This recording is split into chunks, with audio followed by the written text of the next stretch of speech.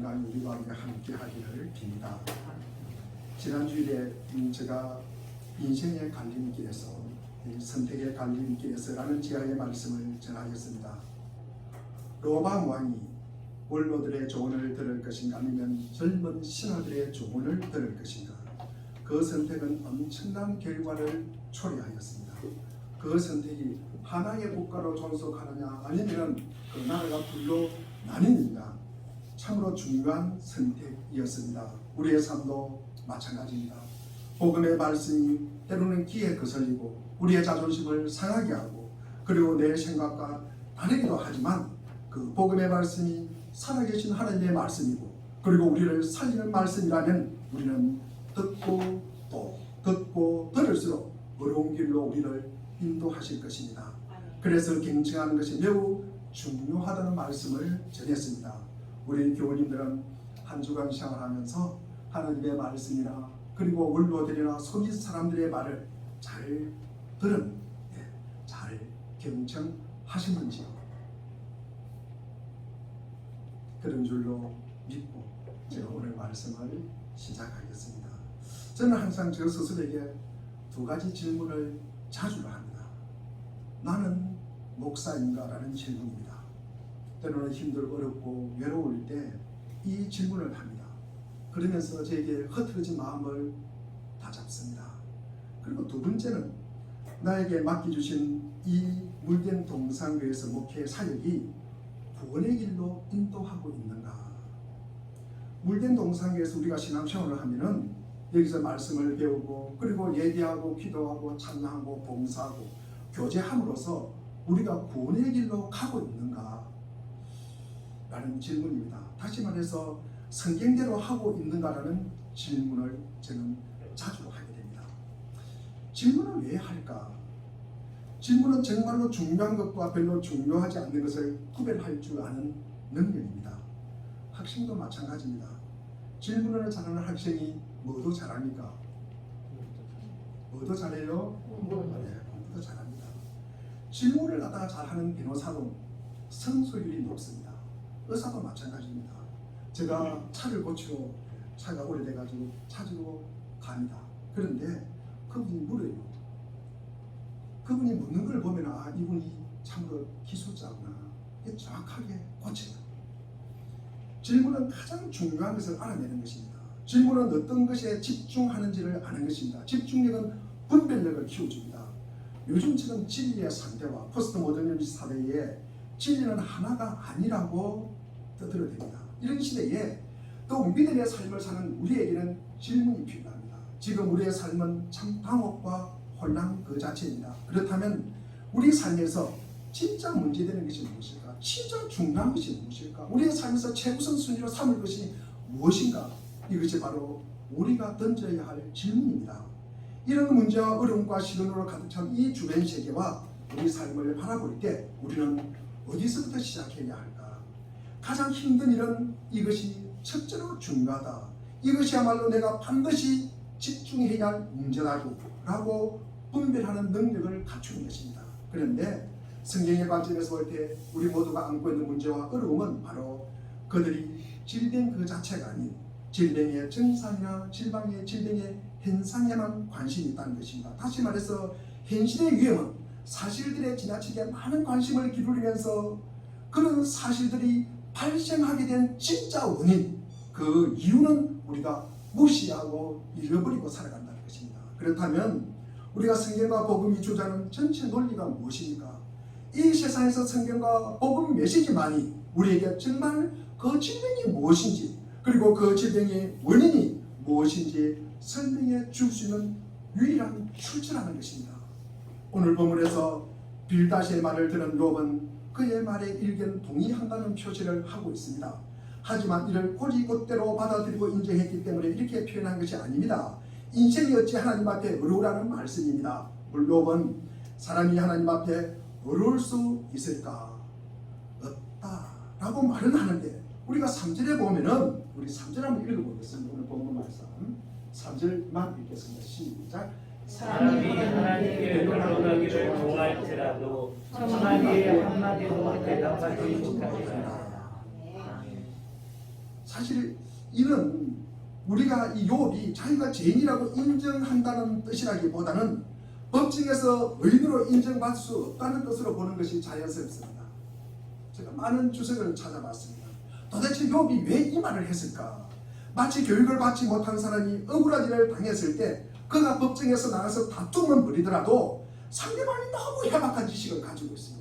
그리고 상대방의 변호사가 너무나 유능한 사람을 고용했기 때문에 재판에서 이길 수 없다는 것과 같은 의미입니다.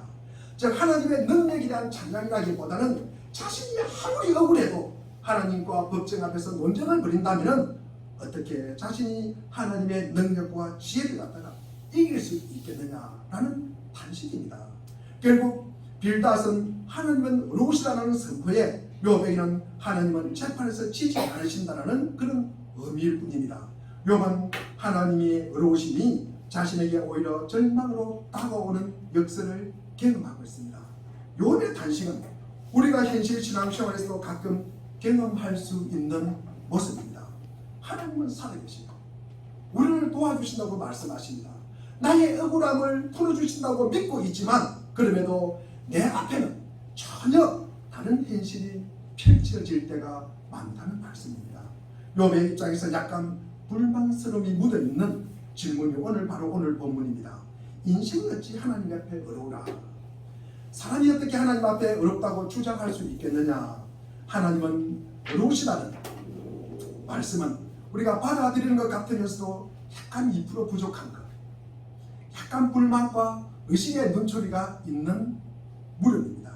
그도 그럴 것이 욥은 우리가 1장 1절에 보면은 우스라는 곳에 욥이라는 사람이 살고 있었는데 그는 온전하고 정직하고 하나님을 경외하고 악에서 떠난 사람이다 라고 기록하고 있습니다.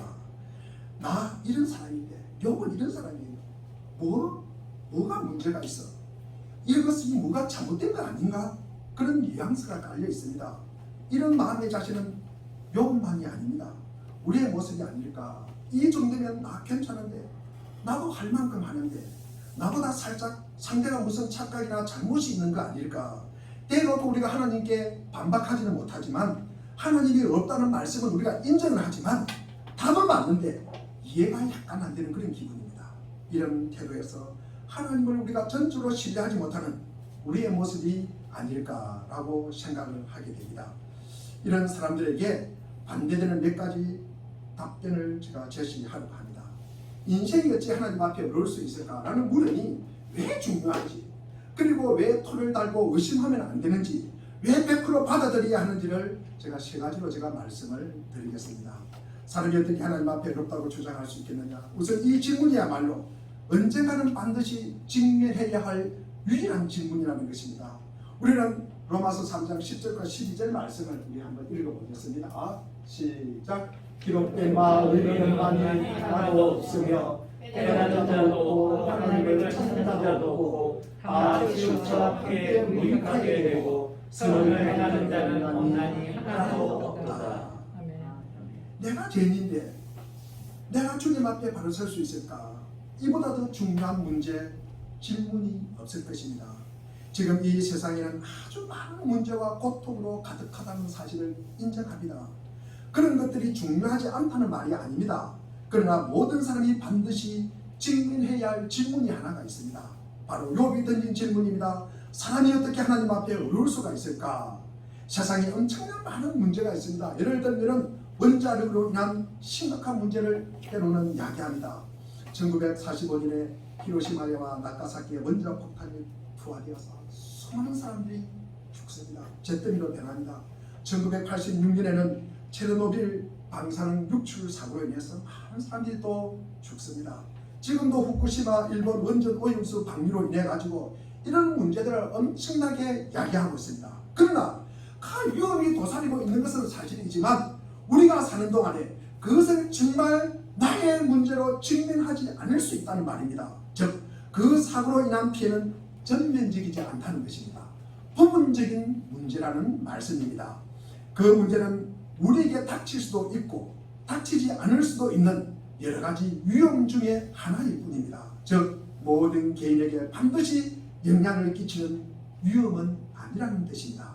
인간은 이 땅에서 스스로 있기를 선택한 것이 아닙니다. 누군가에 의해서 존재하는 자가 인간입니다. 그리고 모든 인간은 지금 이 세상을 지나고 있습니다. 그리고 다윗이 말한 대로 열왕기상 2장 2절에 내가 이제 세상 모든 사람이 가는 길로 가게 되었노라.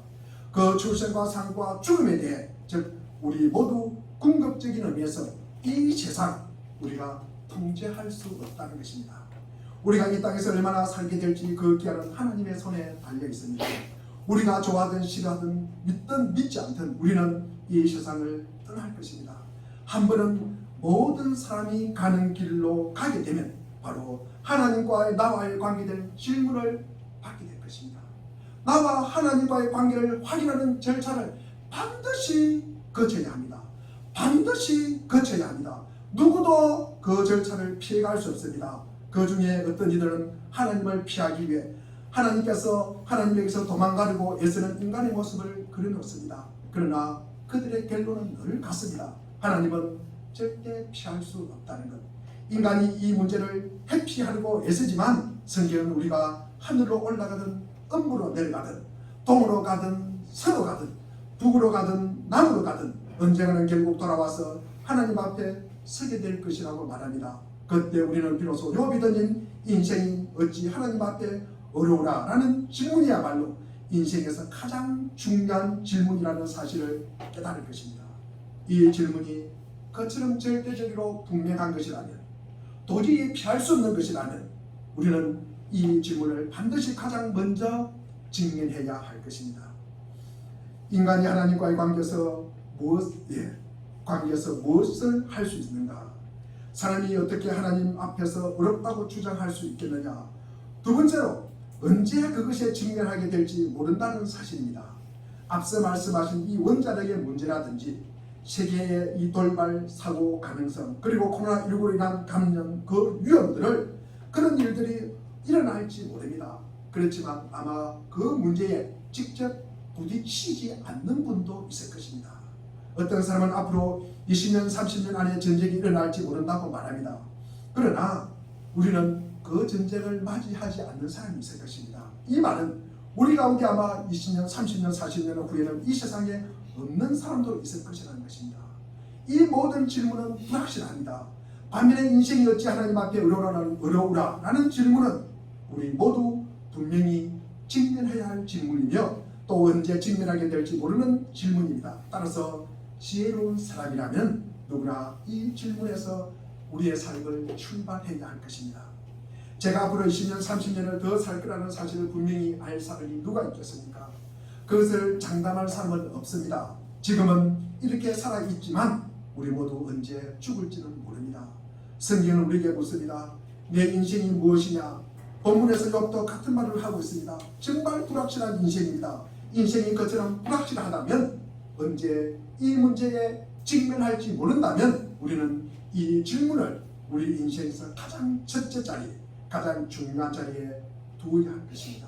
내가 하나님 앞에 어려울 수가 있을까?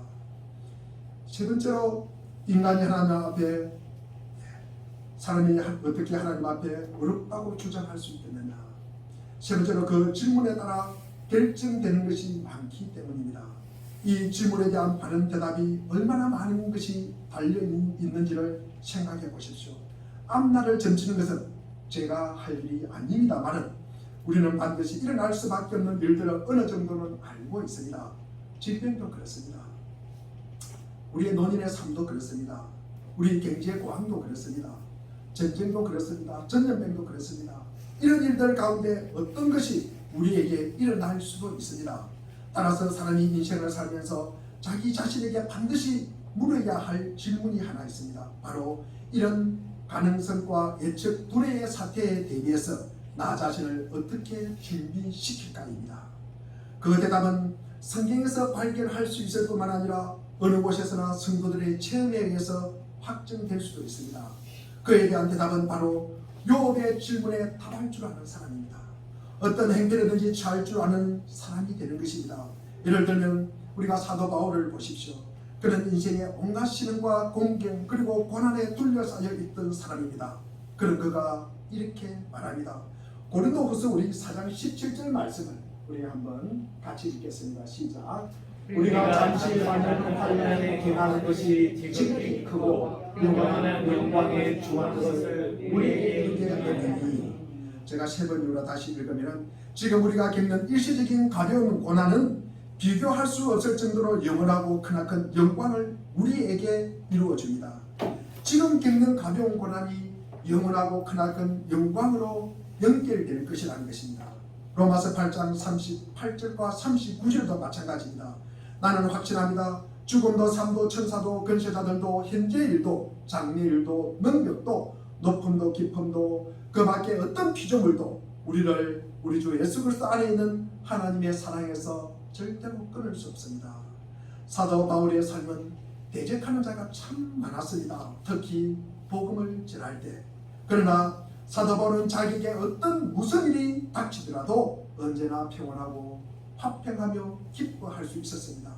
그 비결은 무엇입니까? 그 비결이 무엇입니까? 욥이 던진 질문에 답을 알았기 때문입니다.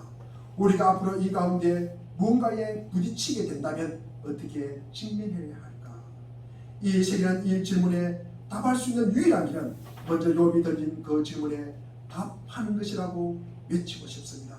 지금 복음을 믿지 않는 사람이 어떻게 죽음을 맞이할 수 있을까? 어떻게 어려운 질병을 맞이할 수 있을까? 그 사람이 어떻게 슬픔과 사대를 당하고도 끝도 없이 서 있을 수 있을까? 재정적인 상실이나 인생을 뒤죽박죽으로 만들어 놓는 다른 일에 과감히 맞설 수가 있겠습니까? 하나님 없이 사는 사람은 제대로 된 삶을 살지를 못합니다. 하나님 없이 사는 사람은 심지어 이 땅에서도 성공적이지 못합니다. 목숨이 붙어있는 한 우리가 이 세상을 살아가면서 진짜 잘 살 수 있는 길은 바로 욥이 던진 이 질문에 답할 수 있어야 합니다. 그러니 영원한 나라에서야 오죽하겠습니까? 이 질문에 얼마나 많은 것들이 걸려 있습니까? 한번 생각해 보십시오. 성경의 메시지가 참된 것이라면 인간의 영원한 운명은 인생이었지 하나님 앞에 어려우라 라고 욥이 던진 질문에 뭐라고 답하느냐에 달려 있습니다. 우리는 하나님을 대면해야 합니다. 우리는 하나님의 심판을 받을 것입니다. 우리 운명, 우리의 영원한 운명은 하나님 앞에 설 때 우리 자신을 어떤 모습으로 내놓느냐에 달려 있습니다.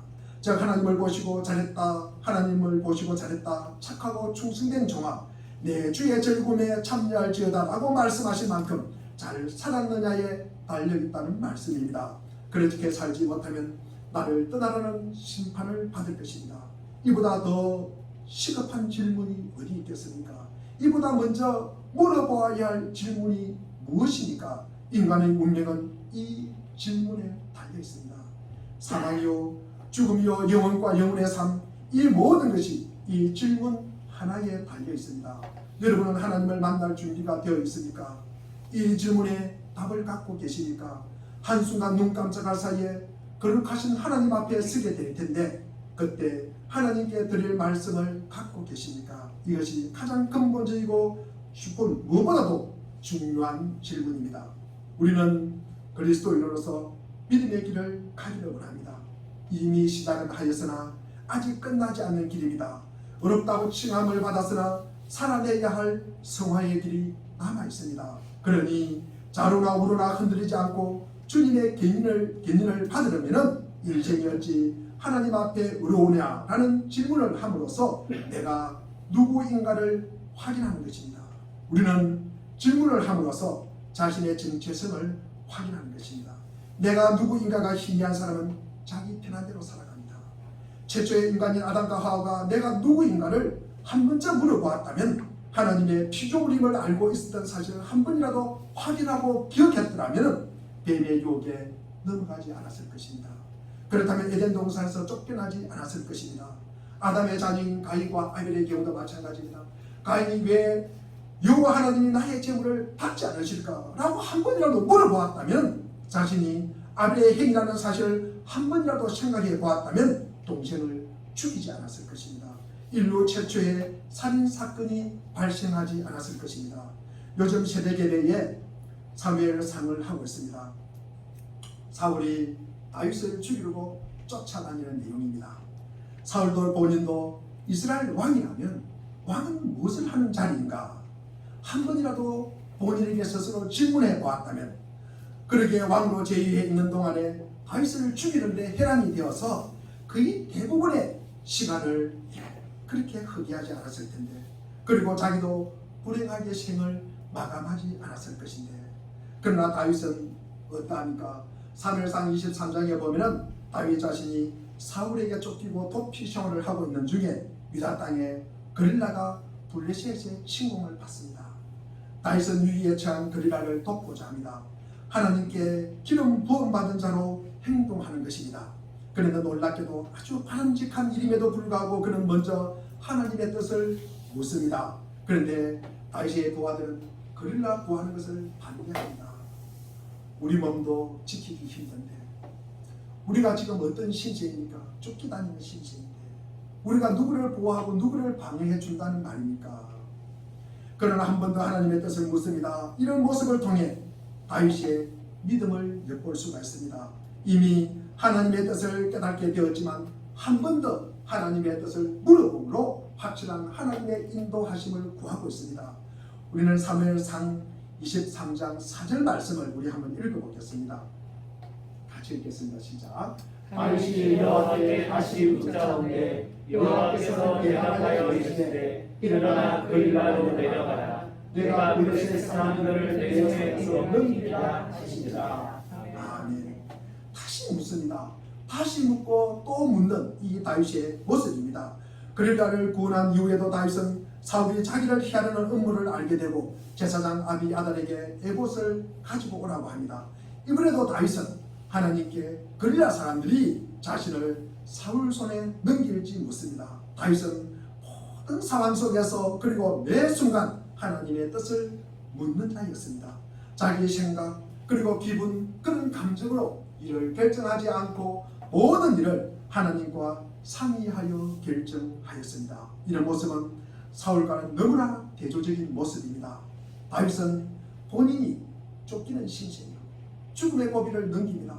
그러나 기름 부음 받은 자라는 사실을 잊지 않습니다. 다윗이 하나님께 응답받는 이유도 여기 있습니다. 그는 언제나 하나님께 자기 상황과 문제를 아뢰고 주님의 뜻을 당부했기 때문입니다. 성도는 매 순간 하나님의 뜻을 구하며 사는 자입니다. 내 뜻이 아니라 하나님의 뜻을 구하는 여러분이 되시길 바랍니다. 하나님의 뜻을 구하며 사는 자에게는 하나님의 은혜와 평강이 임할 것입니다.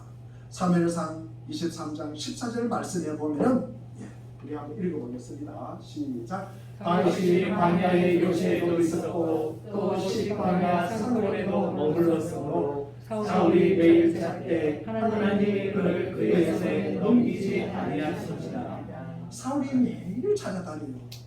사울이 다윗을 죽이라고 매일 찾아다닙니다. 그러나 하나님이 다윗을 사울의 손에 넘겨주시니까 넘겨주지 않으십니까? 넘겨주지 않으십니다. 두 번째로 또 우리가 질문을 한다는 것은 갈 방향을 제시하게 합니다. 복음은 우리가 하나님의 다스림 안에 있다는 사실을 깨닫고 알게 하는 것입니다. 그럼 회개가 무엇입니까? 하나님의 다스림에 벗어나 있다가 하나님의 다스림 안에서 벗어나 있다가 하나님의 다스림과 멀리 떨어져 있다가 하나님의 다스림과 무관하게 살아가다가 하나님의 다스림 안으로 돌아오는 것이 회개입니다. 우선 자신의 정체성을 확인해야 합니다. 즉 자신이 지금 어느 위치에 있는지를 알아야 합니다. 그러면 이제 본인이 무엇을 해야 하는지 본인의 발길이 보인다는 것입니다. 우리는 누가복음 15장의 탕자 비유를 너무나 잘 알고 있습니다. 이 둘째 아들이 아버지께로 돌아오는 내용입니다. 아버지의 재산을 미리 상속받아서 멀리 허랑방탕하게 다 사용하고 돼지를 치면서 돼지 먹는 지역 열매로 배를 채울 때 그때 스스로에게 물어봅니다. 이렇게 살면 어떻게 될까? 이렇게 살면 죽을 수도 있구나. 이렇게 살면 안 되는 거 아닐까? 나는 여기서 굶어 죽을 수도 있겠구나. 내가 하늘과 아버지께 죄를 지었구나. 이런 질문이 본인의 위치를 알게 합니다. 그러면서 본인이 갈 방향을 알려줍니다. 내가 굶어 죽을 수도 있고 내가 하나님과 아버지께 참 못된 짓을 했구나. 그런 이 문제를 해결하는 길이 무엇일까? 내가 살 길은 아버지께로 돌아가는 것이다. 가려고 하니 모욕감이 들어요. 자존심이 상해요. 마음이 아파요. 내 처음 생각과는 너무나 다릅니다. 내 감정과도 너무나 다릅니다. 이럴 줄 알았더라면 아버지 집을 떠났겠습니까? 후회를 합니다. 아버지 보기도 그렇고 형 보기도 그렇고 이웃 보기도 그렇고 친구 보기도 그렇습니다. 거지꼴로 집으로 돌아간다는 것은 참으로 부끄러운 일입니다. 부끄럽고 창피한 일이지만 아버지께로 돌아와야 사는 길입니다. 늦었지만 그 사실을 깨닫고 아버지께로 돌아갑니다. 그 길이 살 길이기 때문입니다. 인생이 어찌 하나님 앞에 어려우라. 우리는 이 질문에 무엇을 답할 수 있습니까? 오늘 본문은 욥뿐이겠습니까? 욥은 우리가 흠이 없고 온전하고 정직하고 하나님을 경외하고 악에서 떠난 자이었습니다. 이렇게 하나님으로부터 인정을 받은 자였는데 하루아침에 아들 7명과 딸 3명이 모두 10명의 자녀가 죽습니다. 그 많던 재산이 하나님의 불이 큰 바람이 일어서 날려버리고 서바 사람과 갈대아 사람이 와서 빼앗고 죽여버립니다. 우리는 욥기 1장 20절과 21절 말씀을 우리 한번 읽어보겠습니다. 시작. 욥이 일어나 그것을 짚고 머리털을 밀고 땅에 엎드려 예배하며 이르되 내가 고에서 알몸으로 나왔사온즉 또한 알몸이 위로 돌아가오리라. 시신이도 여호와시요 거두시는 이도 여호와시오니 여호와 이름이 찬송을 받으시리이다. 이런 참으로 업장이 무너지는 상황에서도 찬송하고 예배한 사람이 욥입니다. 빌닷의 무덤에 다시 욥이 말합니다. 인생이 어찌 하나님 앞에 어려우라. 많은 법으로 사용한 부분입니다. 하나님 앞에 어려울 사람이 있다는 말입니까? 없다는 말입니까? 다시 한번 묻겠습니다. 하나님 앞에 어려울 사람이 있다는 말입니까? 없다는 말입니까? 없다는 말입니다. 우리에게 질문해 봅니다. 나는 누구인가? 나는 어디서 와서 어디로 가는 것입니까? 나는 지금 뭐하러 이 자리에 앉아 있습니까? 나는 하나님 앞에 어렵다고 주장할 수 있는가? 제가 매일 제게 질문하는 나는 목사인가? 저는 참 늦게 목사가 되어서 나는 진짜 목사인가? 제가 자다가 깨어나도 내가 목사인 것이 때로는 놀랍기도 합니다. 그래서 늘 우리 목사는 우리 교단 총회 헌법 24조에 교인을 양육하는 목자요, 그리스도를 봉사하는 종이요, 교회를 치료하는 장로요, 말씀을 깨우치는 교사요, 복된 소식을 전하는 전도인이요, 하나님의 도를 맡은 청직이다. 25절에 보면은 목사는 하나님의 말씀으로 교훈하며 성례를 거행하고 교인을 축복하며 장로와 협력하여 치리권을 행사한다라고 기록되어 있습니다. 목자요, 종이요, 장로요, 교사요, 전도인이요, 청직인가? 이런 자로 내가 생각하고 말하고 행동하고 있는가? 늘 이 말씀이 제 가슴에 담고 있습니다. 그리고 제가 서두에 말씀하신 두 번째 무릎, 나는 여기서 목회를 하면서 우리 물된 동산에서 신앙생활을 하는 분들이 진짜 고뇌 길로 갈 수가 있을까? 그것이 제가 늘 부담이 됩니다. 그래서 제가 주일 설교 준비를 제가 시간을 체크해 보니까 최근에 그저께 제가 체크해 보니까 일주일에 한 40여 시간을 제가 쏟아붓습니다. 국내 서적은 물론이고 외국 서적도 한 2권 정도, 그리고 주석들, 설교집들 거의 제가 섭렵을 합니다. 그 말씀을 보고 기도하면서 말씀을 준비를 합니다. 그래서 저 원고를 본 지난번에 오신 최윤배 교수님과 제가 약속을 했습니다. 그분이 성남에 살아요. 나는 산성 밑에 살아요. 그날 가면서 제가 모시다 드렸습니다. 그러면서 저 강 목사 내가 부탁할 일이 있다 그래요. 아주 진지하게 말씀을 하십니다. 그래서 교수님 말씀하십시오. 그러니까 그 교수님께서 1년에 한 번씩 꼭 설교집을 출간하기로 나하고 약속하자 그래요. 내가 추천서를 써주마, 출판사를 섭외를 해주마, 비용이 부족하면 한 300만 원 정도 내가 되겠다 그러면서 1년에 한 번씩 설교집을 내기로 약속을 했습니다. 어쨌든 간에 제가 그 응답을 하면서 약속을 하면서 어떻게 하는지 내가 이 강단에서 한마디 한마디 하는 것이 절대로 주님 앞에 틀리지 않기를 바란다. 그런 마음으로 설교를 준비를 합니다. 제가 이 원고를 거의 목요일 되면 완성을 합니다. 저 방에 보면은 크게 써 붙여놓은 문구가 있습니다. 10일 전에 준비하자. 10일 전에 준비하자. 제가 10일 전에는 준비는 잘 못하지만도 3일 전에는 꼭 준비를 하려고 합니다. 그러면서 제가 원고를 준비해서 이 강단에서 제가 최소한 10번 정도는 이 자리에 서서 꼭 그대로 연습을 합니다. 10번 정도는 제가 이 자리에 서서 똑같은 원고를 들고 그래서 원고를 바꾸고 또 토시를 바꾸고 표현을 바꾸고 또 내가 좀 논리가 맞지 않다 그러면 또 주석을 찾아보고 그렇게 말씀을 준비를 합니다. 우리 사랑하는 교우님들, 가장 중요한 질문이 지금 살아가면서 무엇이라고 생각하십니까? 나는 누구인가? 나는 지금 뭐하고 있는가? 나는 어디로 가고 있는가? 그리고 언젠가는 만날 주님 앞에 서게 될 때 너에게 주인 이 땅의 삶에서 무엇을 했느냐고 물으시면 뭐라고 답할 수 있겠습니까?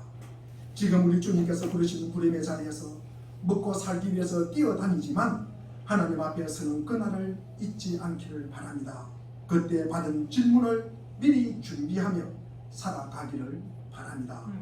사람이 죽어서 영원한 나라에 가서 하나님을 대면할 때 여러분 그때 무엇을 들고 가시겠습니까? 무엇을 의지하겠습니까? 여러분 돈을 의지하겠습니까? 여러분 하나님 앞에 내가 내놓을 게 무엇이겠습니까? 하나님이 여러분을 보시면서 여러분의 인생을 가지고 어떻게 살았는지 여러분의 영혼을 가지고 무엇을 했는지 물으시면 뭐라고 대답할 것입니까? 하나님 앞에서 여러분 자신을 어떻게 해명할 것입니까? 우리가 좀 착하게 살았다. 내가 거짓말하지 않고 살았다. 나는 내가 최선을 다해 살았다. 내가 기도하며 살았다. 내가 자선을 베풀었다.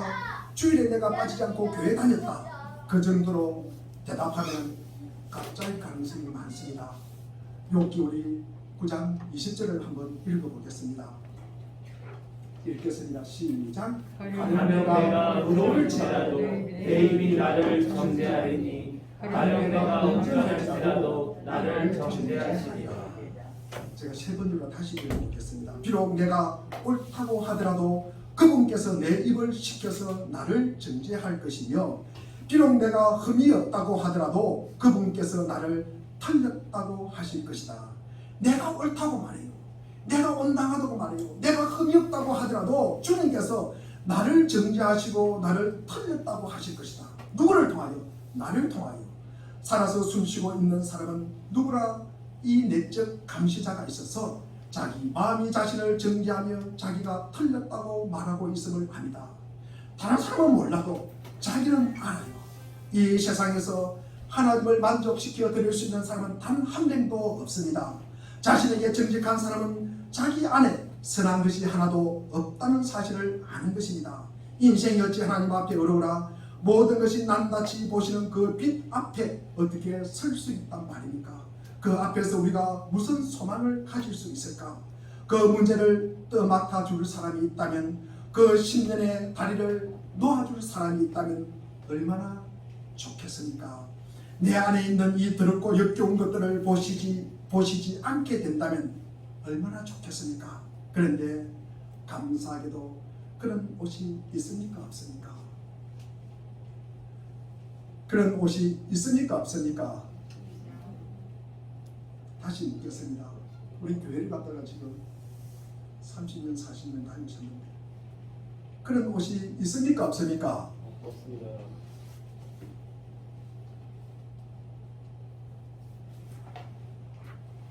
감사하게도 그런 옷이 있습니다.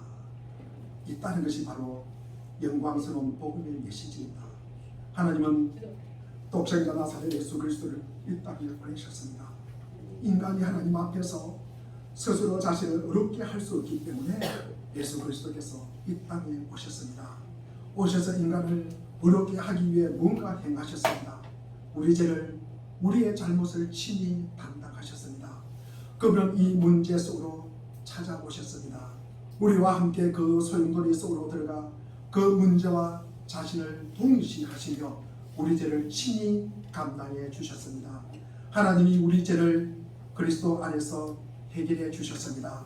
고린도서 5장 21절에 보니 하나님께서는 죄를 모르시는 분에게 우리 대신으로 죄를 씌우셨습니다. 그것은 우리가 그리스도 안에서 하나님의 의가 되게 하시는 것입니다. 하나님을 대면하시려면 먼저 하나님과 같은 본성을 가져야 합니다. 하나님 앞에 서기 전에 더럽고 불결한 죄책과 죄의 모든 것을 없애야 합니다. 그런데 그렇게 할 수 있는 유일한 길이 있습니다.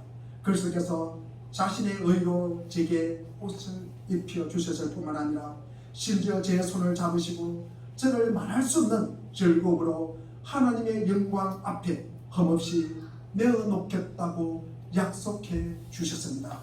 인생이 어찌 하나님 앞에 어려울 수 없지만 로마서 5장 우리가 15절과 17절을 보면은 그리스도 안에 있는 하나님의 의가 모든 믿는 자에게 주어졌습니다. 이것이 하나님의 방법입니다. 이것만이 유일한 길입니다. 하나님께 사죄의 은혜를 입는 것 그밖에 없습니다.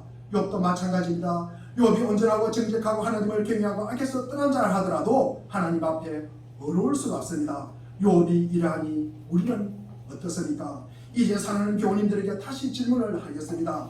인생이 어찌 하나님 앞에 어려울 수가 있습니까? 여러분은 하나님 앞에서 자신을 어떻게 어렵게 할 예정이십니까? 좀 더 구체적으로 물어보겠습니다. 여러분이 지금 하나님 앞에 서게 된다면 뭐라고 말씀드리겠습니까? 아직도 이 땅에서 산 기록을 가리키며 그렇게 나쁘게 살지 내가 아는데요? 뭐 이만하면 충분하지 않을까요? 라고 말할 수 있다고 생각하십니까? 아직도 여러분 자신의 노력과 의를 신뢰할 수 있다고 생각하십니까? 여러분이 할 수 있는 말은 오직 하나뿐입니다. 저는 여러분이 반드시 그 말을 할 수 있기를 바랍니다. 큰 죄에 빠진 날 위에 주 보혈 흘려주셨네. 큰 죄에 빠진 날 위에 주 보혈 흘려주셨네. 하나님 앞에서 우리가 할 수 있는 것은 오직 하나, 바로 그분을 바라보면서 예수님은 나의 구세주요 나의 주요 나의 하나님이라고 말씀드리는 것입니다. 그 길 밖에는 없습니다. 성도는 항상 거룩하신 하나님 앞에 서서 죄인인 자신의 본질을 항상 인식하여 하나님의 은혜를 간구해야 합니다. 기도하겠습니다.